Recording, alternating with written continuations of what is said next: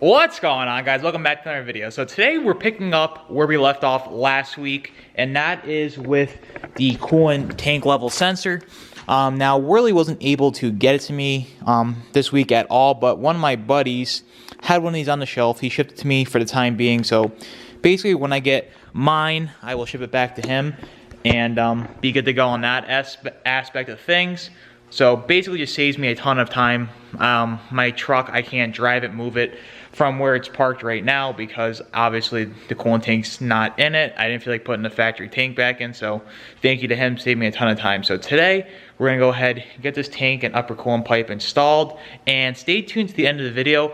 I have a pretty cool couple updates to share with you guys. Sneak peek of next week's video is gonna be a great video, so stay tuned to the end of the video for a sneak peek of that. But let's get right on to getting the coolant tank installed. All right, so the first thing I'm gonna do is take some pipe thread sealer. Worley recommends this pipe thread sealant. I don't know if you can use Teflon tape. I assume that you could. I'm not sure if it has to do with it being plastic or not, but they said get some pipe thread sealant. I got that. I'm just going to put that on here. Get it threaded into the tank. Now there's an arrow on this. I'm going to explain to you guys basically when I get this in how this arrow has to go so the sensor reads properly, but I'm going to go ahead here now, get this sensor into the tank, and then we'll get the tank drop back in the truck.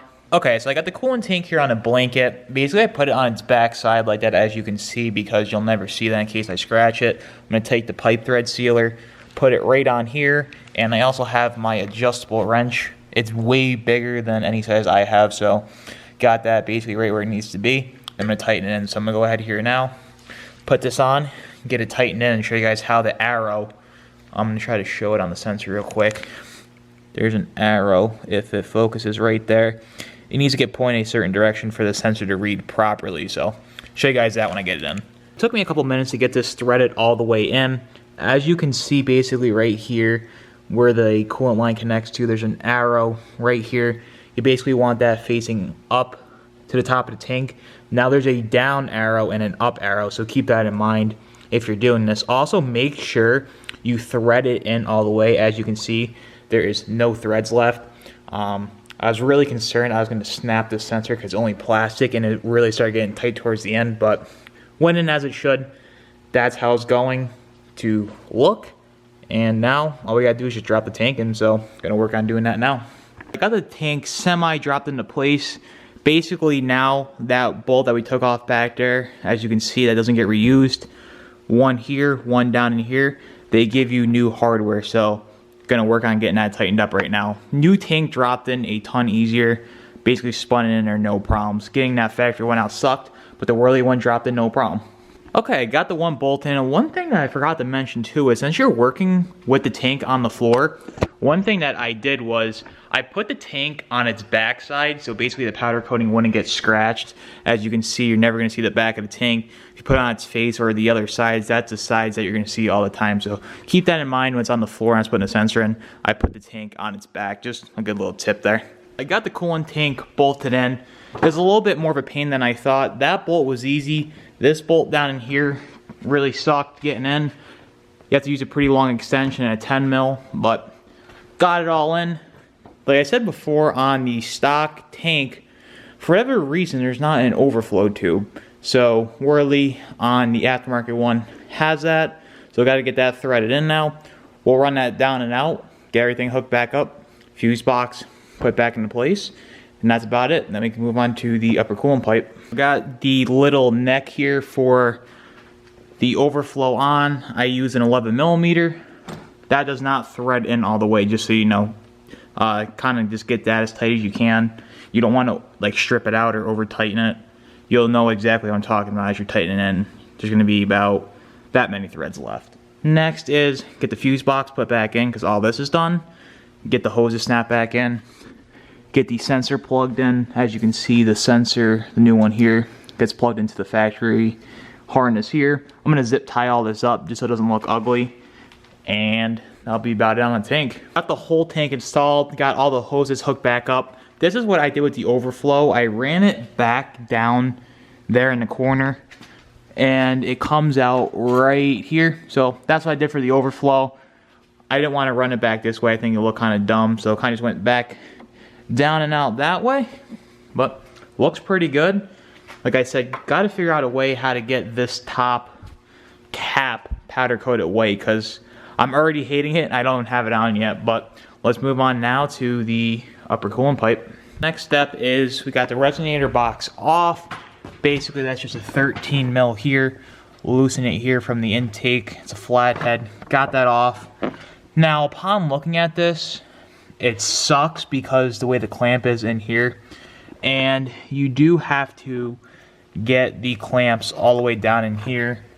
Now it's going to take me a couple minutes here to decide what I want to do. Either A, I'm going to take the whole air box off and remove the belt and tensioner, pull the AC compressor. I can do that in like 20 minutes, make life a ton easier. Then I can position the clamps in here, get everything tight the way they should, or B, fight it for about 45 minutes the long way, because I don't want to do it the long way. But I think I'm going to have to end up pulling the whole intake off, like I said, doing that.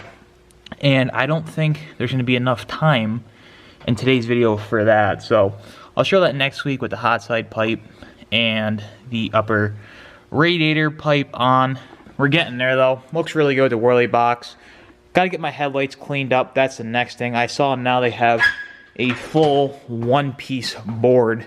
So basically I have 10 bajillion wires, because each of these has a board in it and its own wire. So basically each side has 3 of these boxes. The new style ones, I believe, with the RGBs, there's just a direct drop-in board. I believe there's 1 of these. So it literally cut my wires down to almost nothing, because I have 6 of these boxes. It's a mess. So that's the next thing that I gotta tackle to clean up that. But once that gets cleaned up, under the hood will look a million times better. Not sure yet what I want to do with the full intake. That's like $600 from Whirly. I don't know if that's totally worth the money.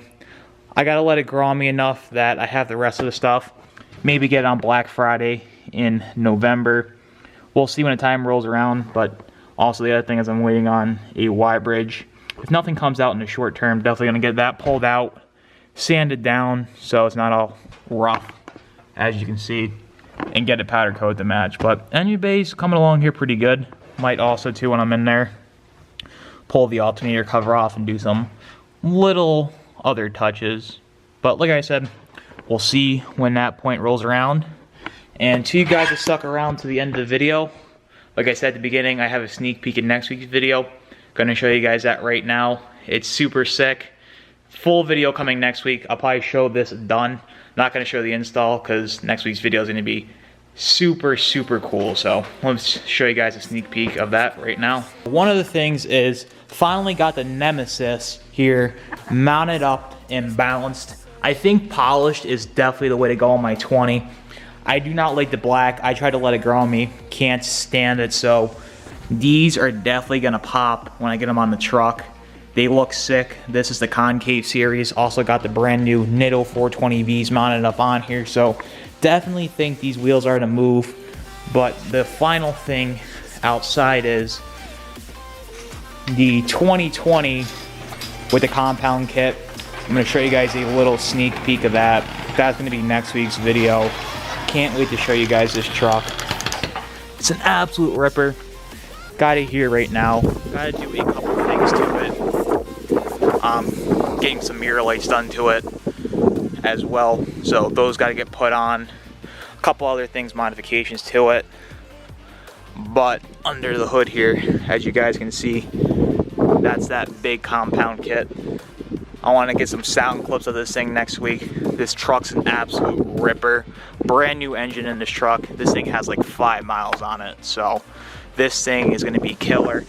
Come around in the summer, go out to the dynos, see what this thing can actually make. Like I said, with the injectors in it, the pump, the compounds, this thing is basically a fully built 20. So stay tuned to next week when we get some sound clips, driving clips, and everything of this truck. So if you guys are new here, be sure to subscribe. If you like this video, be sure to leave it a big thumbs up. But until next time, I'll see you guys in the next one. Take care. Stop this conversation. We got no